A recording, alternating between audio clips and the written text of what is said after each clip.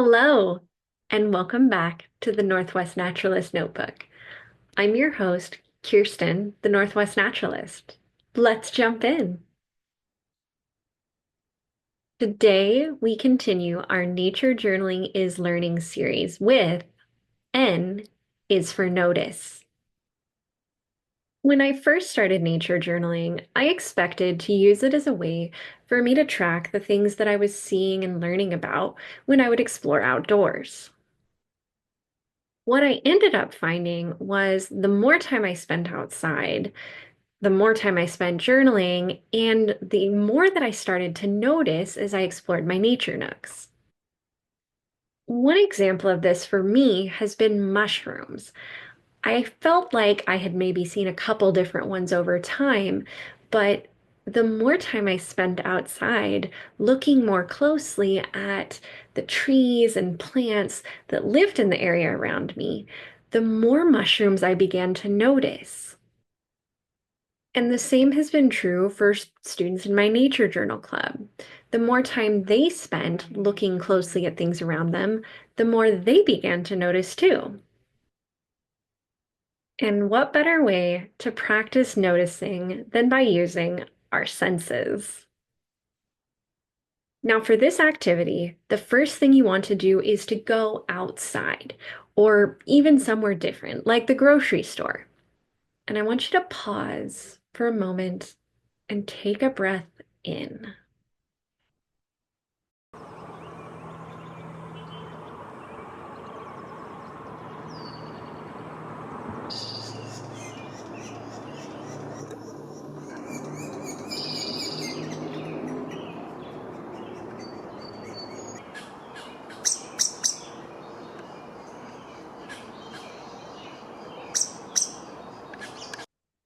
First, what do you see? Look at the big things, the trees, the water, the sky. Then look at the small ones, mushrooms, mosses, and dew. Look at the things in between, in those spaces.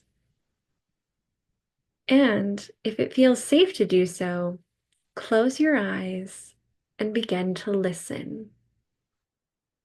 Second, what do you hear? Are there birds singing? Or do you hear somebody else walking or biking along a nearby path? What is the lightest sound that you can hear? Is it the wind as it moves through the trees, or maybe water burbling in a distant stream? Next, what can you smell? Scents in nature can often be an interesting experience. In spring or early summer, the air may be full of the scents of blossoming flowers. Take the time to notice how they change as you move through a space. Or find a moment to appreciate the smell of petrichor, the scent of the earth just after rainfall. If you live near a wooded nature nook, maybe even during cooler months, take some time to walk through and enjoy the smells of conifers, whose calming essential oils can have great benefits and be very relaxing. Next, what can you feel? Obviously, you should never touch or handle a plant unless you're sure what it is. Some can have very similar appearance, like Queen Anne's lace and poison hemlock. But taking the time to appreciate the texture of mosses or even the soil on our fingers can be a fantastic experience. Or even just taking the time to notice the way that the ground feels under our feet as we travel along a path. And finally, what do you taste? Now, once again, unless you're a knowledgeable forager, don't eat anything you find out in nature without being 100% certain that it's safe to do so. And if you're interested in learning more, I recommend looking online for classes so that you can learn how to forage safely in the area that you live in. But one strategy we can use in any setting is to bring along water and a snack. and to take the time to sit in our nature nook and really appreciate the refreshing drink of water or notice the flavors in the snack that we're enjoying. Are they the same as they are at home, or do they maybe have a different flavor?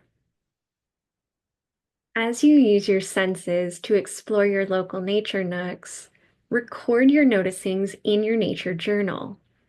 Whether that's in the form of a picture or icon to capture something you've seen or even map the journey you've taken, or when pictures won't quite work, you can always use words or numbers to really capture the experience that you're having. And approaching activities like these as a form of play and with a sense of curiosity can always be a great way to stretch ourselves as nature journalers. And that brings us to this episode's challenge. Take yourself out to a nature nook, new or familiar, and take some extra time to sit and be present and notice.